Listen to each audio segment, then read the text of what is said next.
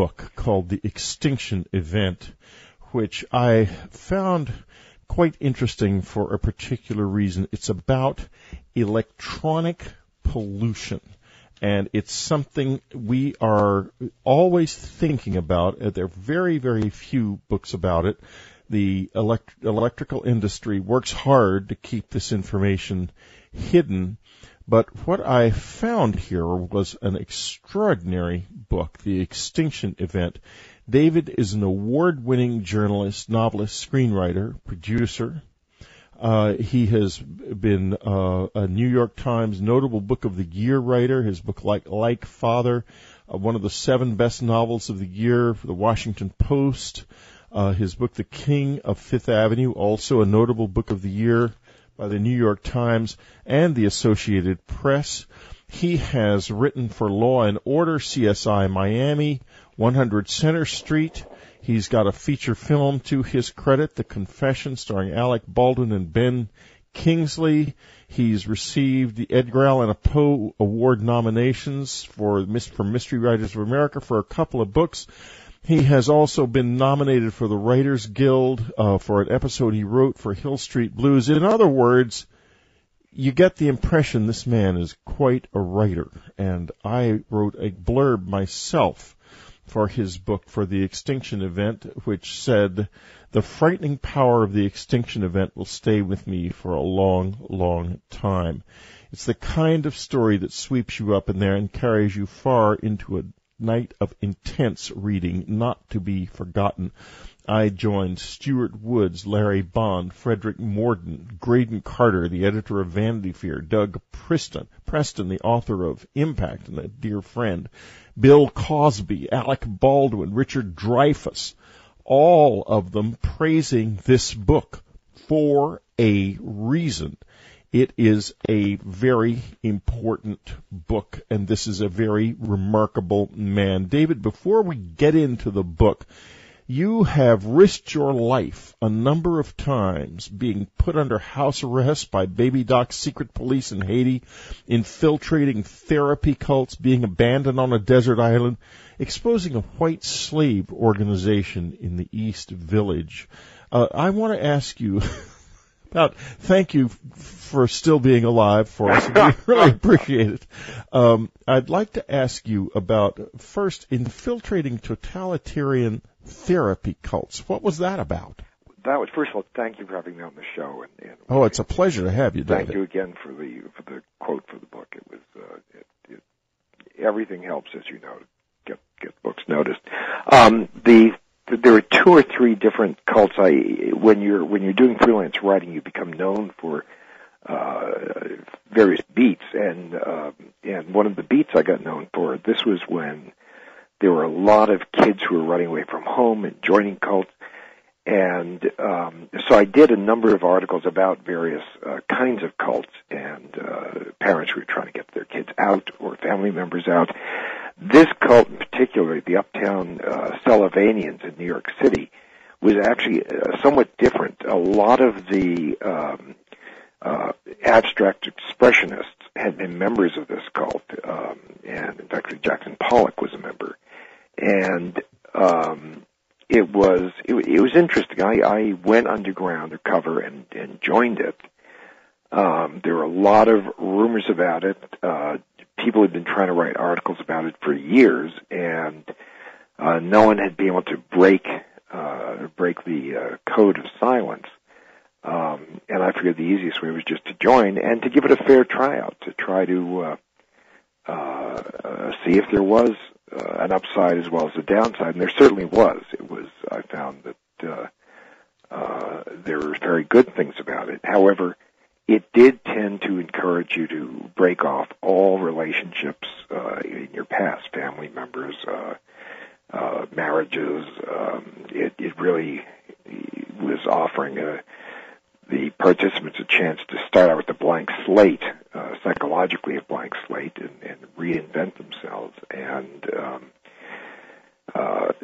after I was a member for a certain amount of time, I blew my cover and told the members of the cult that I had joined as a journalist and to give it a fair shot, I went undercover and asked them if there was anything they wanted to ask me or anything I should know before I wrote the article, and they ended up threatening me, and because I had been giving it a fair shot, it was a very difficult. I had been fairly frank about my own past and my own issues, and they threatened to make all of those issues public, which on the one hand upset me clearly because I had been frank. On the other hand, I thought, as a writer, you'll appreciate this. I thought, oh God, thank you. Now I have my lead.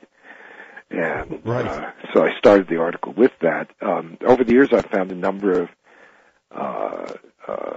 fairly prominent people, some prominent people in the entertainment business who had been members of the cult who had read the article, and as a result of reading the article, quit. So it was one of the rare occasions when a writer actually feels he's had or she's had a tangible effect on the world. And you also got yourself into some trouble with Baby Doc. Yes, How did that happen? I had done an article. I was doing an article about the slums of Haiti, and I had flown into. There was actually I had met a voodoo priest, and I'd gone down to visit him, and a magazine suggested while I was down there I do the article about the priest, but I also do an article about the slums. Haiti is probably one of the richest, just in natural resources, one of the richest areas in the Western Hemisphere, and yet it's one of the poorest. And so I went in, I lived in the Carrefour section, which is the slum, and it was pretty staggering. The poverty there was devastating. And I remember one morning, it was very safe because the government was so repressive that there was very little danger of theft or anything like that. And I remember one morning, about 4 in the morning, I couldn't sleep, so I went out wandering through the Carrefour, and I had a mango in my pocket. And as dawn started rising, I sat down on a log and started peeling the mango, and a kid came up, and the kid obviously was starving, and so I thought, well, I'd peel the mango and give the kid the mango. And then 2 more kids came up, so I started dividing the mango into thirds, and then a few more kids came up, and so I thought, well, I can divide it into tenths.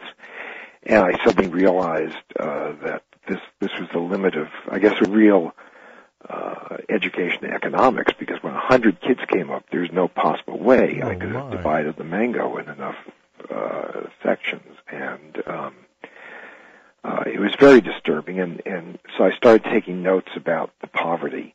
Up until the point I was there, the Haitian government was trying to discourage any writing about it because they did not think that publicity would help them. But they had recently, and I didn't know this when I went, a change of policy, and they were trying to encourage tourism.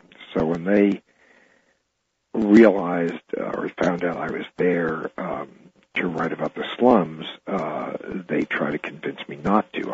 I had flown into the city, into Port-au-Prince, and my contact, there was a contact I was supposed to meet, but before I met my contact, I was approached by a bunch of very large guys in dark suits and sunglasses, and they were driving black Mercedes, and I knew enough about the country to know that these were the Haitian Secret Service, and the descendants of the Tonton Macoute. And they took me in their car and took me up into the mountains where they let me out at this incredible estate. It was like right out of James Bond. I mean, this gorgeous estate high in the mountains, and a high government figure, a guy who is very sinister, kind of lizard-like guy, and he gave me, some champagne and said, we'd rather have you write about how wonderful it is to come here as a tourist. And I said, well, that's not my article. And he said, well, what can we do to convince you? Do you want money or drugs or women? Or he pointed to a painting on Picasso. He said, I'll give you the Picasso. What do you want to convince you to write about how wonderful it is to come here on vacation? And being young and naive and idealistic, I said, there's nothing you can do to convince me. I'm here to write about the slums. I hope I would still be that idealistic now. I would hope I would, but it was very tempting. I mean, he was talking serious money, and I said, no, I'm going to do what I came here to do. And his men drove me back to the airport where I found my contact, who was frantic. He said that when he couldn't find me, he checked the manifest of people coming into the country, and my name was not on the manifest. Oh, so, wow, that's ominous. Yeah. So there's no proof I had entered the country, so if I disappeared while I was there, there'd be no proof that I had ever been there. And my contact suggested I turn around and take the next flight out because of that. But being a stubborn guy, I decided I'd stay and do the article, and spent a number of weeks in the slums. And when I came out at the end of the research, I'd been living in the slums, and I came out of the slums and stayed for one night in an apartment that belonged to the contact. And I decided I'd go and have a good meal at the Olafson Hotel, which is this very wonderful romantic. Yeah, I know about that hotel. Go ahead. Yeah. And so I took a cab up to the hotel. I took a shower, the first shower I'd had in weeks, and looking forward to a good meal, and took a cab up to the hotel, and there was this high government official sitting at the bar, as he did every night, with his silver-headed cane, and he stopped me, and he asked how the research had gone, and I said fine, and we chit-chatted a while. And then he said, my driver will take you back to your place. And I said, well, thank you very much. After I have dinner, I'd be happy to. And he looked at me and said, my driver will drive you back to your place. And I realized this wasn't an offer, it was an order. And so I got into the car, having not had dinner, and they drove me back. And I was on the second floor, and I went upstairs, and before I turned on the lights, I looked out the window, and the car was parked out front. The plaza, the place I was in was right near the main plaza, which has the presidential palace and the army and the bank. I mean, it's sort of like the geography of power is right there, laid out in the square. And there's a car parked there, and I think one or two other of the black Mercedes drove up, and these guys opened the trunk and started taking out guns. And just before my phone line was cut, I got through to the American consulate, and the CIA guy there said, this is what I look like, this is the kind of car I'm driving, I'll blink the lights in this pattern, and when you come out, just walk to the car. He said, don't run, and if they start shooting, don't do a rollout like you see in the movies, because that's when they just draw a bead on you, and then they shoot you when you stand up. He said, just walk to the car. So while I was waiting for him, I taped my notes to my body, because I thought if I dropped my bags, I wanted to make sure I had my notes with me, since I have terrible memory. So I used adhesive tape and taped the notes to my body, and the car drove up, and I started looking out towards the car, and there were all these Haitian Secret Service guys standing around, and then there appeared all these, I assume, American security guys, and they started cocking their weapons, and so it was like crickets all around me. And again, it was one of those problematic moments as a journalist. On the one hand, I thought, I have never been this scared before in my life, and I might be dead in 5 minutes. And on the other hand, I was thinking, let me really pay attention to what my feelings are. This would make a great ending to the article, and I want to really be able to track what it feels like to be in this situation. And they got me in the car, and it was a standoff, because the Haitian and American guys with guns, they weren't going to start shooting. Right. Yeah. But they got me on the first plane out of the country, and I've rarely felt as relieved in my life. life as I felt when I got out. Well, that is an incredible story. And did you get the article? I got the article. It turned out to be a terrific article. Yeah. Wonderful. Well, I wish I could go back to the Olufsen, but I don't think I'm very welcome back there. No, I don't know if the Olufsen's even still running. Yeah, after everything.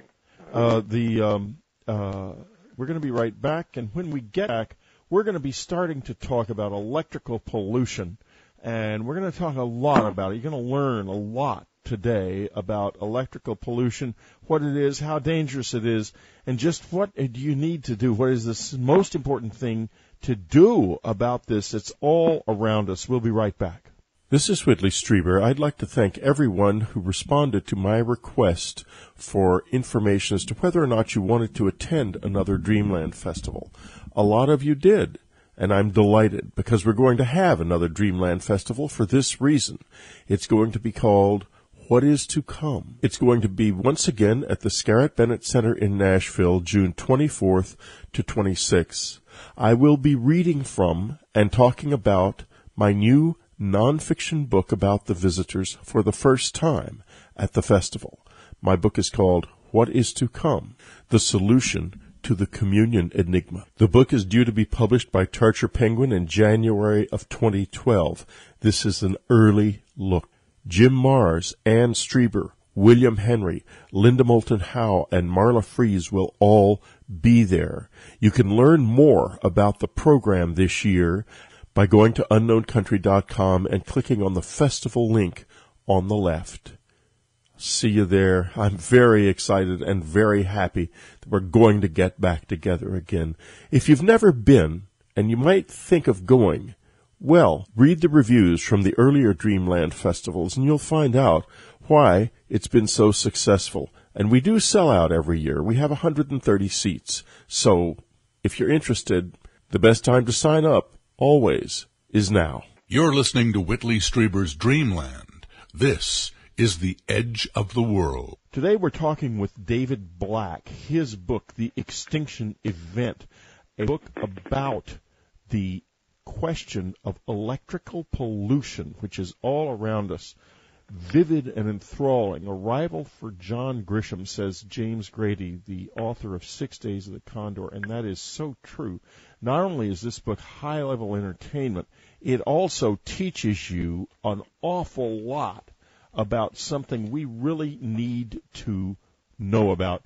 David, are we really facing electrical pollution of epidemic proportions? We are. The estimate is that 3% of the population of America has a serious reaction to electronic pollution. I mean, human beings are, in fact, electrical fields. We have electrical fields, and so it's not unusual that we would respond to other electrical fields.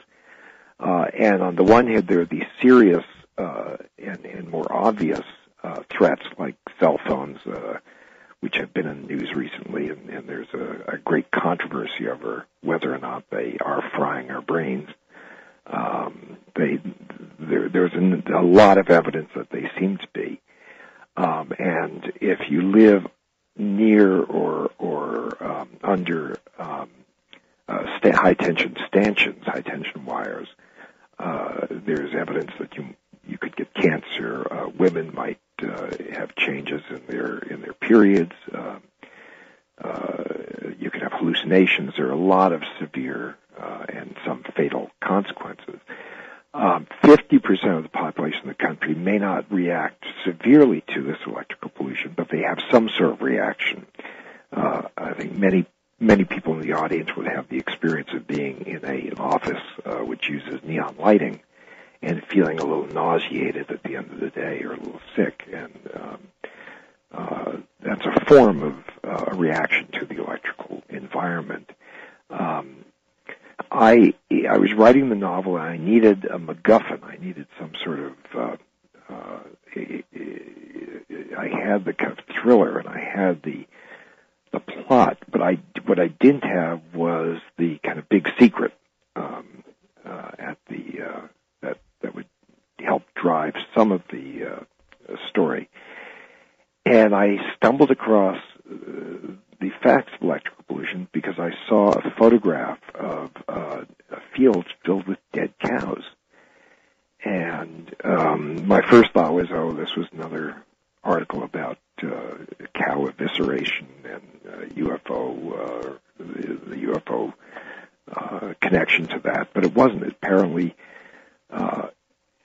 electrical pollution is very commonly found in the country, where stray voltage will leak from a high tension wire and travel across a field. Now, water is a conductor of electricity, so if you have a very, very damp field, the electrical pollution in the field transmitted by the water can be fatal to animals or disorient them. Very often cows, if they're not outright killed, they'll stop giving milk. I had an experience last winter. We had an ice storm in upstate New York where I live. And the cables going from the electrical poles out, the road into the house ripped from the wall, and the cable was lying on the earth, which was frozen. And by the time the electric company came to reattach the wire and make everything safe, there had been a slight thaw, and so the ground was getting a little soggy. And I went to step out of the car, and one of the guys was wearing heavy rubber boots that stay in the car and don't touch anything metal on the door, because it's possible that the field was like one large electrical field. Wow. Yeah. And they were all protected. They had gloves and boots, but he said even if I touched, the car was protected because of the rubber wheels, the rubber tires, but you never know. And he just said stay in the car until we fix this. So I started getting interested in electrical pollution and did took a little time from the writing of the book to do a little research. I ended up spending a couple of months doing quite a lot of research. If you just go on the internet and type in stray voltage or electrical pollution, there's an enormous amount to read. Everything from police officers, state cops who use the guns to see how fast you're going. They hold them waist high very often, and as a result, there's been an epidemic of testicular cancer from using those. Back in the days when houses were first electrified, at the end of World War II, half the houses in America were yet to be electrified. Yeah. And during the 50s and 60s, as houses became electrified, there was a limit to the amount of electricity. I remember when we first moved into the house we're in, which was built in, I think, 46, there were, each room may have had one electrical, two electrical outlets, one, double outlet. And of course, today that would be insufficient. One of the first things we did was have, more outlets put on every room. And instead of having one TV in the house, average household might have three, and plus all the gizmos. And so we've put ourselves in a bath of electricity, of various kinds of electrical fields. Some of them stray voltage, some just fields that are there because we're when I heat up something with the microwave, I still have to remind myself to go across the room, because if you stand near a microwave, you're going to get a dose of this stuff. Every time I go into the dentist, and they every time you go in now, you have your teeth X-rayed. It used to be a rare thing, and that's giving you enormous doses. Really? Yeah, because they always tell me it doesn't do much of anything. Well, it doesn't, but if it adds up. And I see. I remember when I was a kid, every shoe store used to have X-ray machines you could put your feet under and see the bones in your feet. Right. And it was a novelty, and they were there, I guess, to part for advertising, but very quickly they withdrew them because they basically were less powerful X-rays than the ones we used. Sure, I remember putting my feet in those when I was a kid. Yeah. Shouldn't have done it, I guess. Should know. And one of the things I discovered in doing the research was, we all know lots of people who have cancer, and some of the doctors I talked to said, well, the cancer epidemic is really due to the fact that there's better medicine, and so people who would have died from cancer before they got cancer, they would have gotten from something else, and now that we're not getting sick from all those other things, we live long enough to get cancer. But if you use a little common sense, you realize a lot of people who have cancer are young people. It's not a matter. That's right. The age of 50 seems to be a time when a lot of people get cancer. Yeah, and there's some evidence that this is all due to electrical pollution. So what's the solution? Well, the solution is not to get rid of electricity, because I don't think anyone is prepared to go back and live as we did in the Middle Ages with water power and windmills instead of electricity. Yeah, I think my wife is probably beating her last shirt. Yeah, she's not going to be doing that kind of laundry anymore. No. And if you think about it, I mean, I just got a box of old Life magazines, and there was a lot. I remember my grandmother having old washing machine, a treadle washing machine with a mangle. Sure. You mangle. David, we're going to have to mangle this show by taking a little break here. Okay. And when we get back, folks, we're going to ask David the question, what do I have in my house that I could do something about? We'll be right back. You're listening to Whitley Strieber's Dreamland. This is The Edge of the World. We're talking to David Black, his book, The Extinction Event. It's a thriller, but when you read it, you learn an awful lot about something very important: electrical pollution. We've been talking about the health problems associated with electrical pollution and stray voltage. And David, I just want to cut to the chase here. I want to ask you, what can we do? What are the most important things we can do in our home? What's leaking the most? Well, I think in a way you can't. You could go through the house and say, okay, this is leaking more than that, so I'll get rid of that or get rid of that. But you can't really do enough to make a difference. So the question is, talk about it. People should, first of all, educate themselves so they know about it. And as you pointed out at the beginning of the show, electrical companies don't want us to know this. Computer manufacturers or radio manufacturers, TV manufacturers, they want us to know the danger we're in. And we don't want to know, because if we know, we have to do something. So I think what we have to do is first educate ourselves and then recognize that there's no free lunch, and that if we're going to have a society that is run by electricity, as a society that has automotive transportation, if you have cars, you're going to have a certain number of people who are killed and maimed in accidents every year. And that's the price we're willing to pay in order to have cars.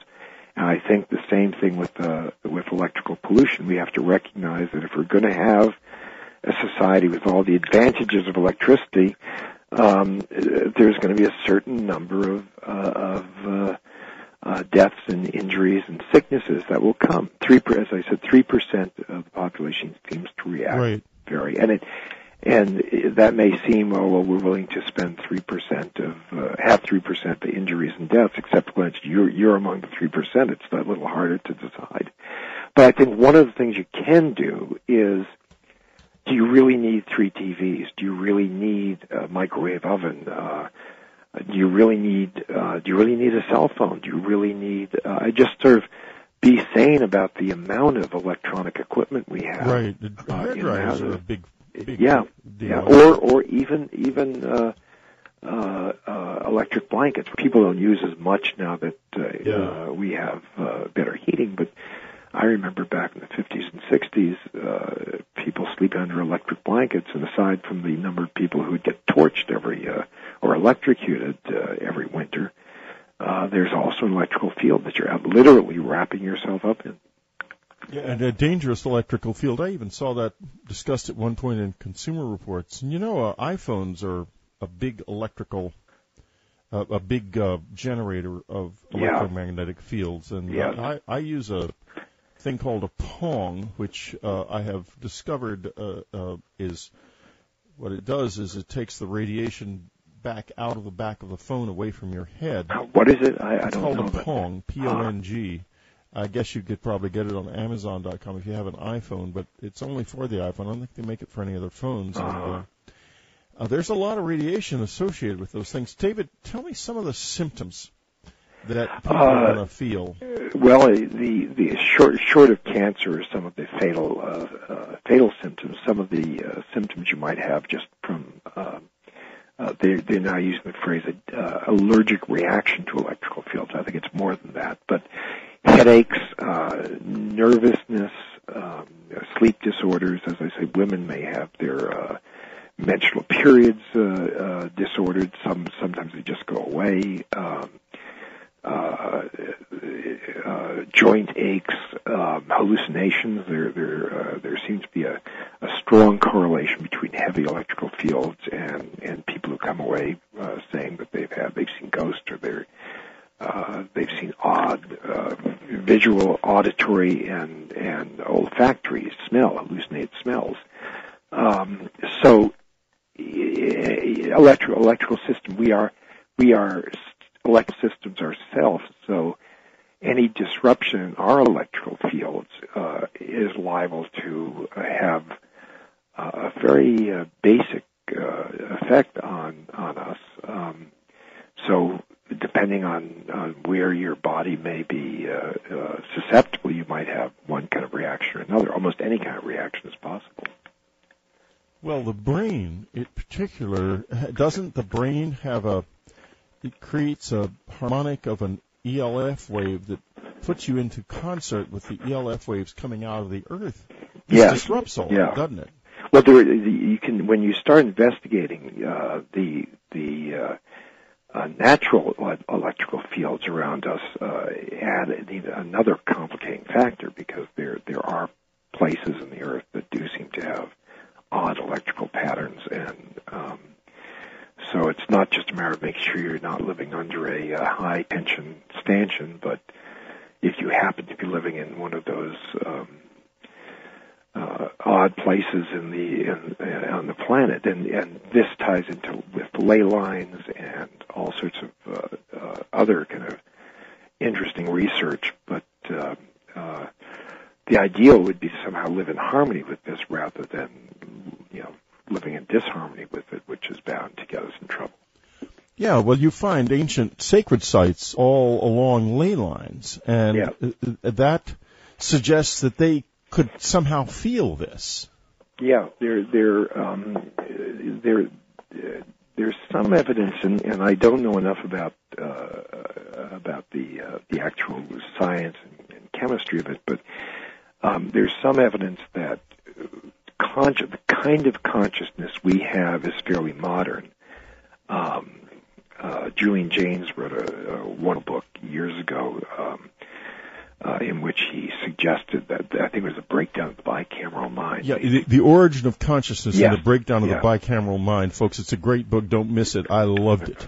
And so he says that before human beings, and we're talking 10,000 years ago maybe, and possibly longer, before human beings developed the kind of consciousness we develop now, which may be as recent as 3,000, 4,000 years old, or more recent, we had an intuitive understanding of the world around us, and so that would explain how earlier cultures were able to do extraordinary things that seem almost magical to us, that they had a kind of different way of perceiving and responding to the world.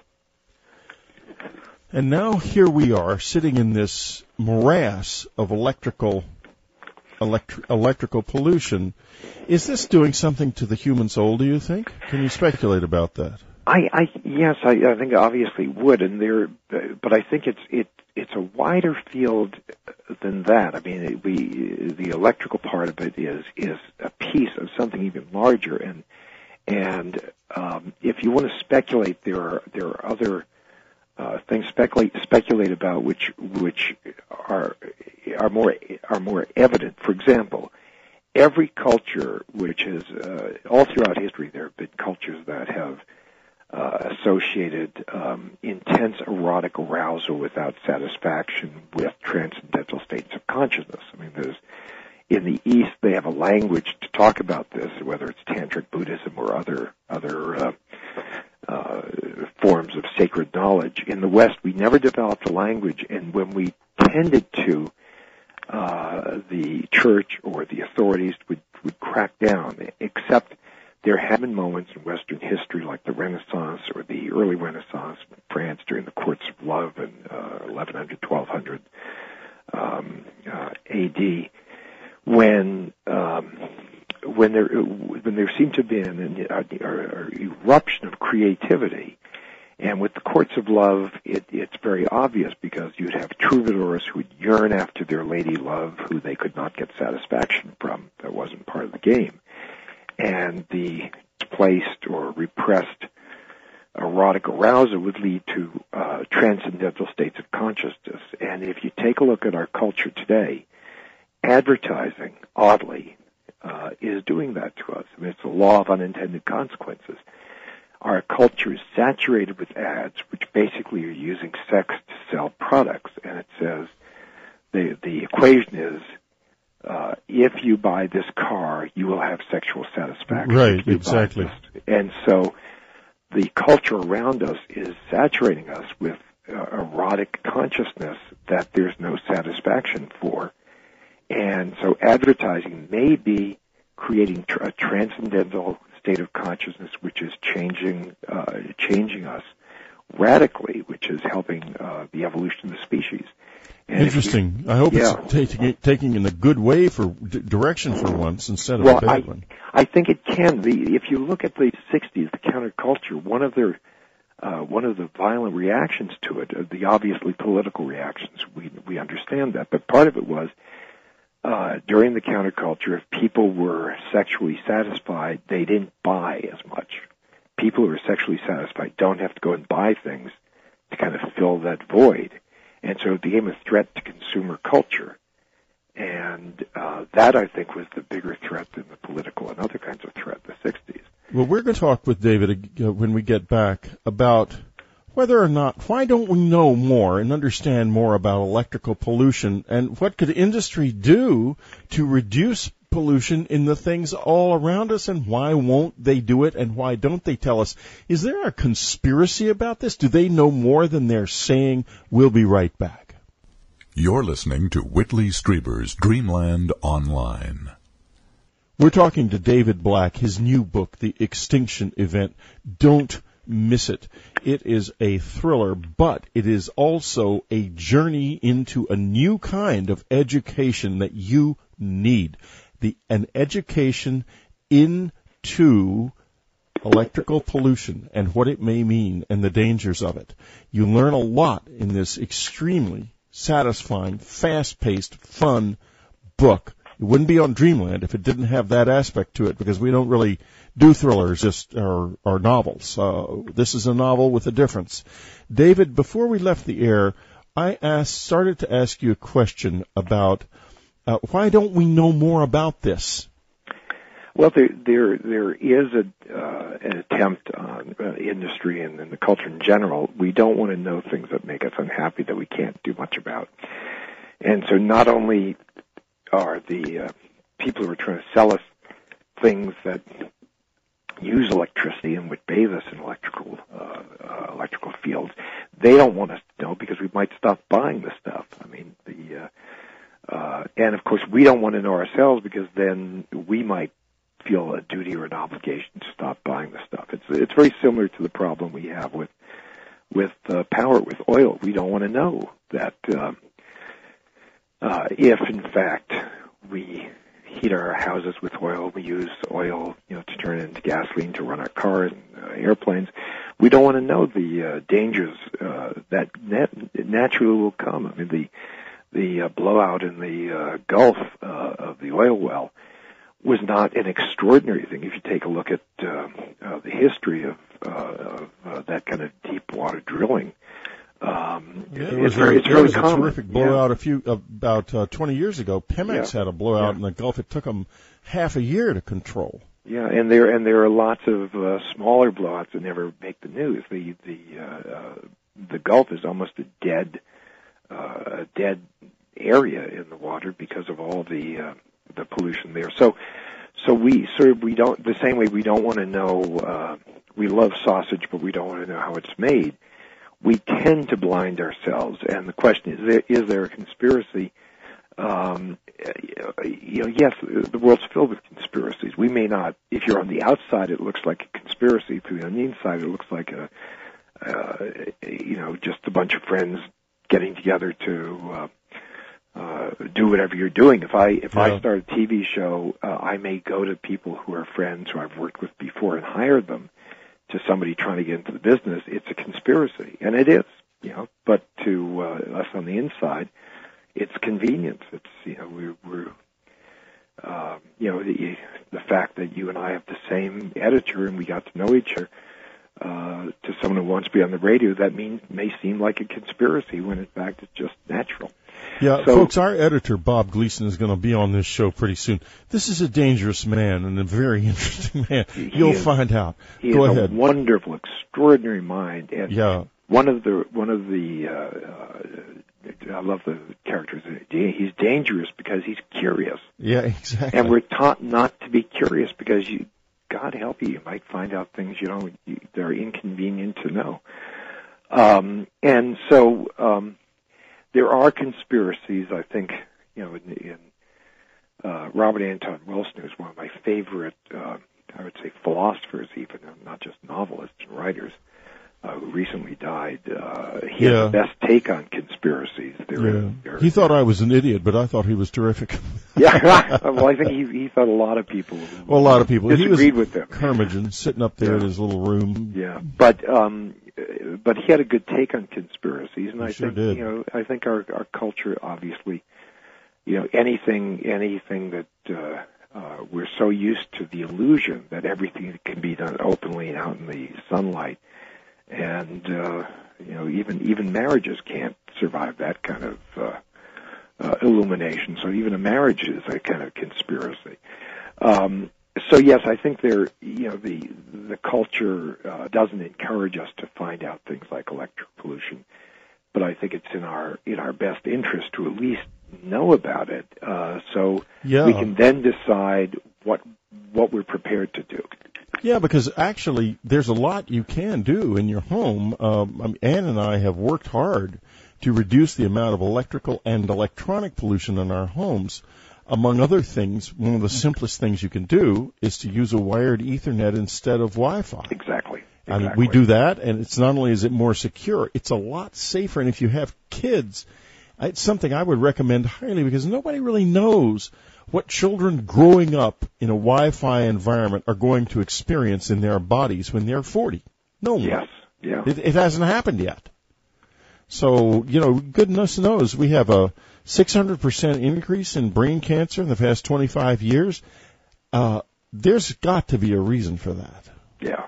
Very and it's interesting because cultures tend to suffer from its conveniences. The Roman Empire, the rich people in the Roman Empire had lead pipes which brought water into their dwellings, which was a great convenience and luxury. Of course, the pipes that they were able to use to do that were made of lead, which caused everyone to have serious mental problems. And they were all berserk. I mean, you look at the Roman emperors, and you wonder, how can anybody be that crazy? Yeah. Well, the answer is if he's drinking lead every day, maybe that's the answer. Maybe that's what it is. Yeah. So this is our own version, having the convenience of electricity and Wi-Fi and cell phones and everything else. On the one, it's double-edged. On the one hand, it gives us no Wi-Fi.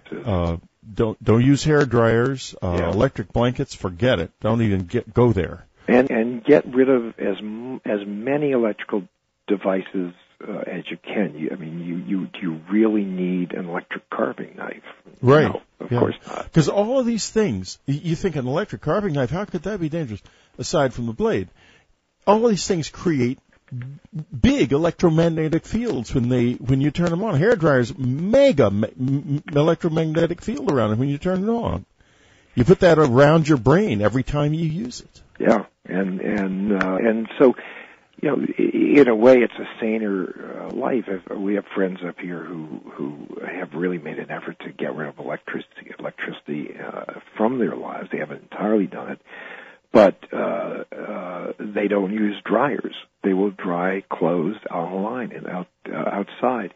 And in fact, it makes it smell better. It's much nicer to have air-dried clothes. It's a hassle, but it's much nicer. So yeah, easy to do in California. It must be a challenge in the winter in upstate New York. Yeah, well, it's oddly even when it's frozen, it still dries. You have to kind of crack it when you take it off the line, but it does get it dry. Cracking your underpants in the morning. Right. Ooh.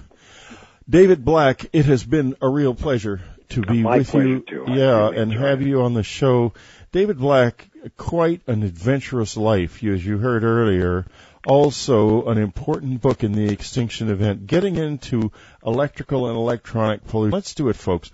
Reduce the amount of electrical and electronic pollution in your life. You're going to feel the way Ann and I feel. There's a freedom. A weight lifts if you get it down low enough, and you'll notice the difference. David, thank you so much for spending time with us on Dreamland. Thank you for having me on the Just show. In the last minute, what's up next for David Black? Well, I'm doing a sequel to the extinction event.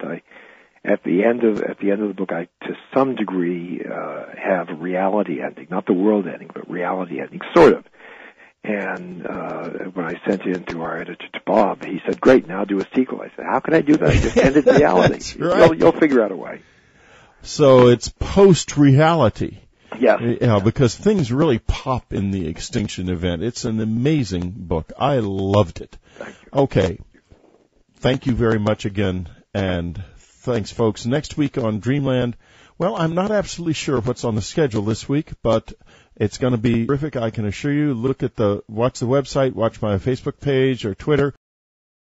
Book called The Extinction Event, which I found quite interesting for a particular reason. It's about electronic pollution, and it's something we are always thinking about. There are very, very few books about it.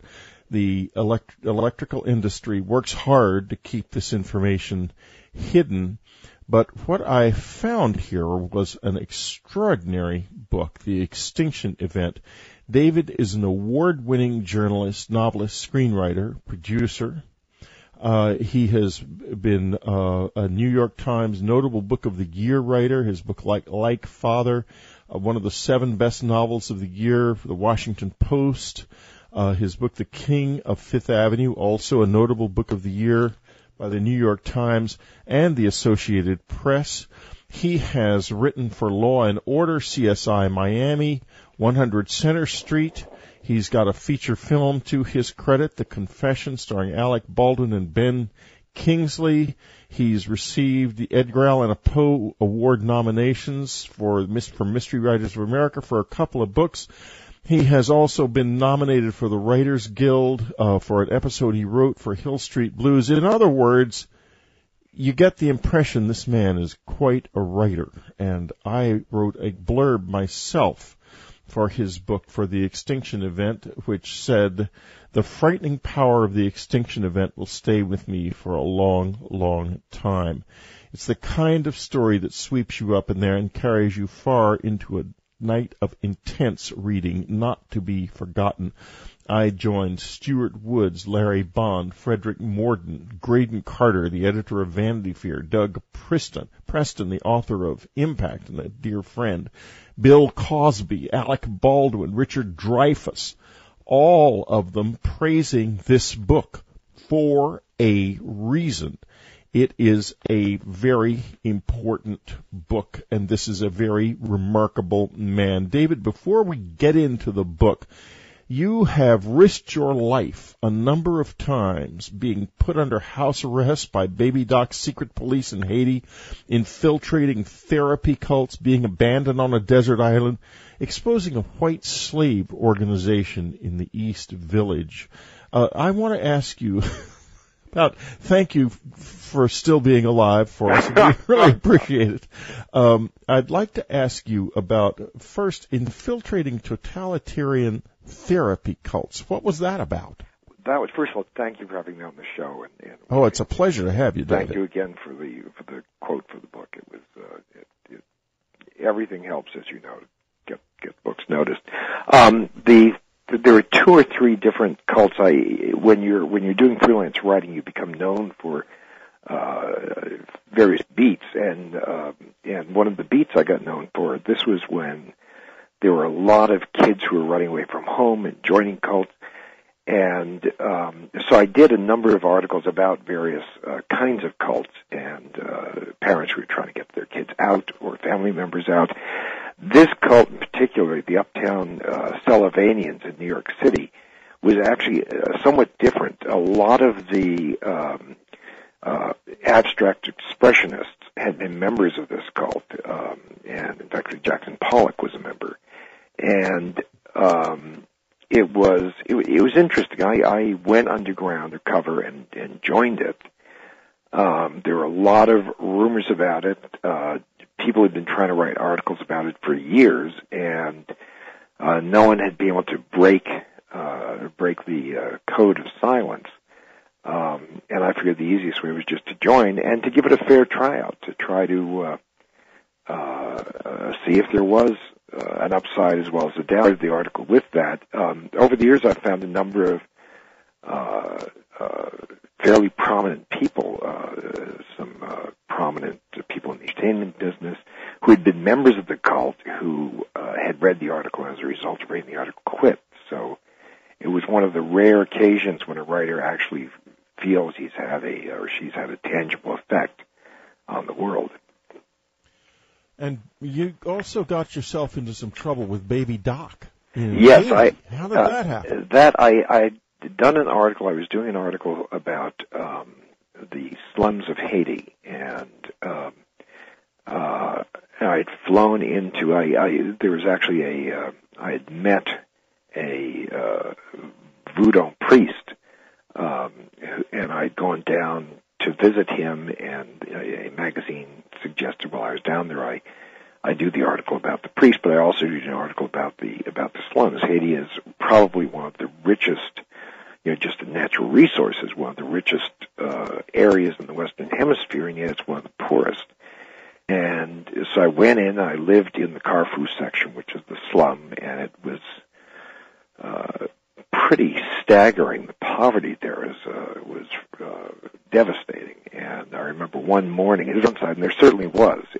I found that there were very good things about it. However, it did tend to encourage you to break off all relationships in your past, family members, marriages. It really was offering the participants a chance to start out with a blank slate, psychologically a blank slate, and reinvent themselves. And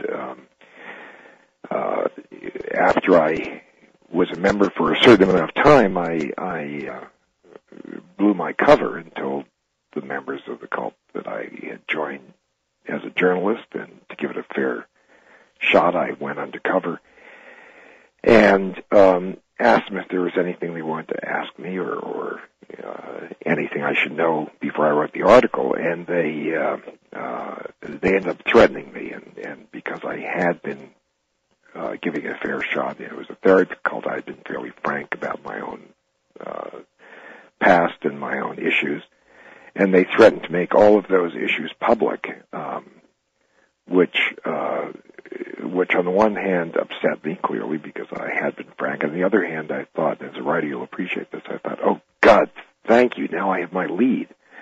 And right. So I stopped